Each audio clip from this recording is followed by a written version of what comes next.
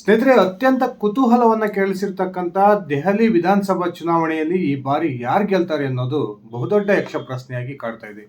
ಒಂದ್ ಕಡೆ ಸತತ 2 ಬಾರಿ ಅಧಿಕಾರದ ಗದ್ದುಗೆಯನ್ನೇರಿರ್ತಕ್ಕಂಥ ಆಮ್ ಆದ್ಮಿ ಪಕ್ಷ ಈ ಬಾರಿಯೂ ಕೂಡ 3ನೇ ಬಾರಿ ದೆಹಲಿಯನ್ನ ತನ್ನ ಕೈವಶ ಮಾಡ್ಕೊಳ್ಬೇಕು ಅನ್ನುವ ಒಂದು ಮನಸ್ಥಿತಿಯಲ್ಲಿದ್ದು ಅದಕ್ಕೆ ತಕ್ಕಂತಹ ಸಿದ್ಧತೆಗಳನ್ನ ಮಾಡ್ಕೊಳ್ತಾ ಇದೆ. ಈಗಾಗಲೇ ದೆಹಲಿಯ ಮತದಾರರಿಗೆ ಅನೇಕ ಭರವಸೆಯನ್ನ ಕೊಡೋದ್ರ ಮೂಲಕ ಆಮ್ ಆದ್ಮಿಯ ನಾಯಕ ಅರವಿಂದ್ ಕೇಜ್ರಿವಾಲ್ 3ನೇ ಬಾರಿ ದೆಹಲಿ ಗದ್ದಿಗೆಯನ್ನು ಹಿಡಿತಕ್ಕಂಥ ತಯಾರಿಯನ್ನ ಮಾಡ್ಕೊಳ್ತಿದ್ದಾರೆ. ಇನ್ನೊಂದು ಕಡೆ ಇಡೀ ರಾಷ್ಟ್ರವನ್ನ ಆಳ್ತಾ ಇರ್ತಕ್ಕಂಥ ಬಿಜೆಪಿ ಕೂಡ 27 ವರ್ಷದ ನಂತರ ದೆಹಲಿಯಲ್ಲಿ ಅಧಿಕಾರವನ್ನ ಸ್ಥಾಪನೆ ಮಾಡಬೇಕು ಅನ್ನುವ ಕಾರಣಕ್ಕೆ ಸಾಕಷ್ಟು ತಯಾರಿಯನ್ನ ಮಾಡ್ಕೊಳ್ತಾ ಇದ್ದು, ಬಿಜೆಪಿಯ ನಾಯಕರು ಕೂಡ ಪದೇ ಪದೇ ದೆಹಲಿಯಲ್ಲಿ ಒಂದು ಚುನಾವಣಾ ಪ್ರಚಾರವನ್ನ ಮಾಡೋದ್ರ ಮೂಲಕ ಅಲ್ಲಿನ ಜನರಿಗೆ ಸಾಕಷ್ಟು ಭರವಸೆಯನ್ನ ಕೊಡೋದ್ರ ಮೂಲಕ ಈ ಬಾರಿಯ ಅಧಿಕಾರವನ್ನು ಆಮ್ ಆದ್ಮಿ ಪಕ್ಷದಿಂದ ಕಿತ್ತುಕೊಂಡು ನಾವು ಅಧಿಕಾರವನ್ನು ಸ್ಥಾಪನೆ ಮಾಡಬೇಕು ಅನ್ನುವ ಕನಸನ್ನು ಇಟ್ಕೊಂಡು ಆ ನಿಟ್ಟಿನಲ್ಲಿ ಪ್ರಯತ್ನಕ್ಕೂ ಕೂಡ ಕೈ ಹಾಕಿದ್ದಾರೆ. ಇನ್ನು ಲೋಕಸಭಾ ಚುನಾವಣೆಯಲ್ಲಿ ಆಮ್ ಆದ್ಮಿ ಪಕ್ಷದೊಂದಿಗೆ ಹೊಂದಾಣಿಕೆಯೊಂದಿಗೆ ಇಂಡಿ ಮೈತ್ರಿಕೂಟವನ್ನು ರಚನೆ ಮಾಡಿಕೊಂಡಿದ್ದಂತಹ ಕಾಂಗ್ರೆಸ್ಗೆ ಆಮ್ ಆದ್ಮಿ ಪಕ್ಷ ಬಹುದೊಡ್ಡ ಆಘಾತವನ್ನು ಕೊಟ್ಟಿದ್ದು, ಇದೀಗ ದೆಹಲಿ ವಿಧಾನಸಭಾ ಚುನಾವಣೆಗೆ ಸಂಬಂಧಪಟ್ಟಂತೆ ಕಾಂಗ್ರೆಸ್ ಏಕಾಂಗಿಯಾಗಿ ಸ್ಪರ್ಧೆ ಮಾಡ್ತಿರ್ತಕ್ಕಂಥದ್ದು. ಶೀಲಾ ದೀಕ್ಷಿತ್ರ ನಂತರ ಮತ್ತೊಬ್ಬ ಮುಖ್ಯಮಂತ್ರಿಯನ್ನು ಇಲ್ಲಿ ತರಬೇಕು ಅನ್ನೋ ಪ್ರಯತ್ನಕ್ಕೆ ಕೂಡ ಕಾಂಗ್ರೆಸ್ ಕೈ ಹಾಕಿರ್ತಕ್ಕಂಥದ್ದು. ಕರ್ನಾಟಕ ಮಾದರಿಯಲ್ಲಿಯೇ ದೆಹಲಿಯ ಮತದಾರರಿಗೂ ಕೂಡ ಬಿಟ್ಟಿ ಭಾಗ್ಯಗಳ ಒಂದು ಘೋಷಣೆಯನ್ನು ಕಾಂಗ್ರೆಸ್ ಮಾಡಿರ್ತಕ್ಕಂಥದ್ದು. ಇಷ್ಟು 3 ಪಕ್ಷಗಳ ಪ್ರಯತ್ನದ ನಡುವೆ ನಿಜಕ್ಕೂ ಕೂಡ ಈ ಬಾರಿ ದೆಹಲಿಯ ಗದ್ದುಗೆ ಯಾರಿಗೆ ಒಲಿಯುತ್ತೆ ಅಂತಕ್ಕಂಥದ್ದು ಕುತೂಹಲವನ್ನು ಕೆರಳಿಸಿದೆ.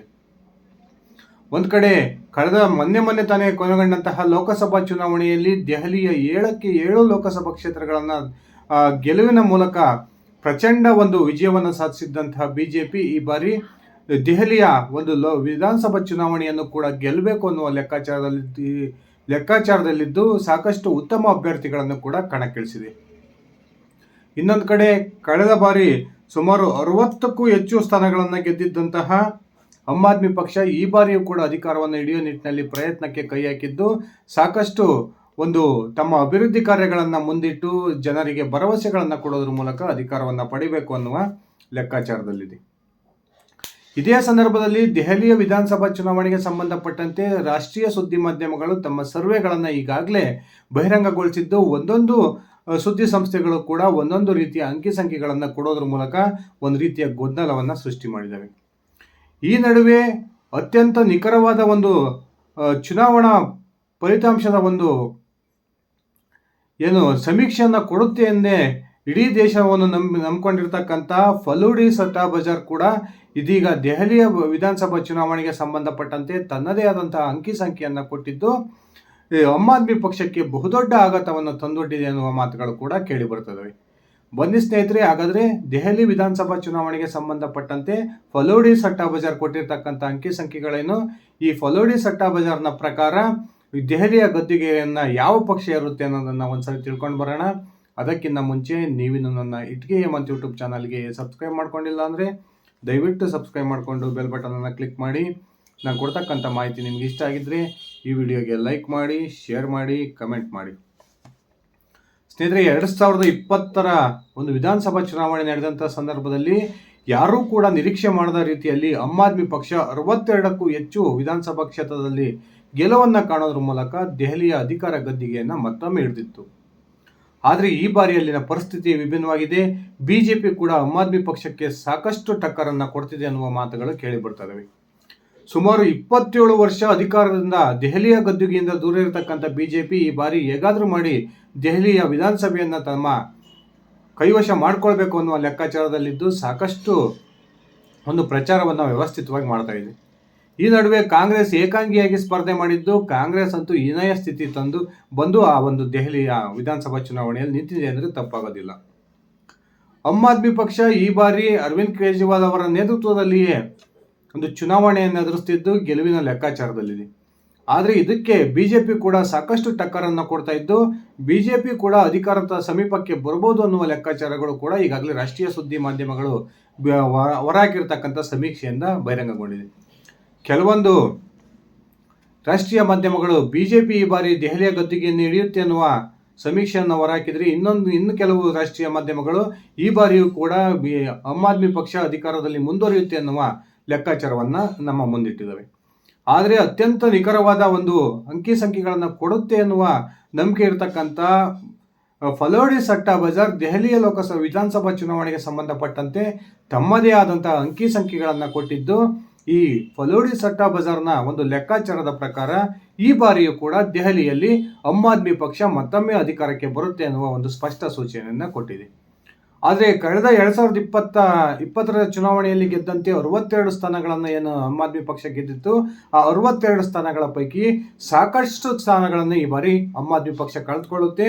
ಆದರೂ ಕೂಡ ಕೊನೆಗೆ ಆಮ್ ಆದ್ಮಿ ಒಂದು ಸರಳ ಬಹುಮತದೊಂದಿಗೆ ಅಧಿಕಾರಕ್ಕೆ ಬರ್ಬೋದು ಅನ್ನುವ ಒಂದು ಅಂಕಿ ಸಂಖ್ಯೆಗಳನ್ನು ಇದೀಗ ಫಲೋಡಿ ಸಟ್ಟಾ ಬಜಾರ್ ನಮ್ಮ ಮುಂದೆ ಇಡೋದ್ರ ಮೂಲಕ ಸಾಕಷ್ಟು ಬೆಟ್ಟಿಂಗ್ ಕೂಡ ಅಲ್ಲಿ ಈ ದೆಹಲಿಯ ವಿಧಾನಸಭಾ ಚುನಾವಣೆಗೆ ಸಂಬಂಧಪಟ್ಟಂತೆ ನಡೀತಾ ಇದೆ ಎನ್ನುವ ಮಾತುಗಳು ಈಗ ಕೇಳಿ ಬರ್ತದೆ.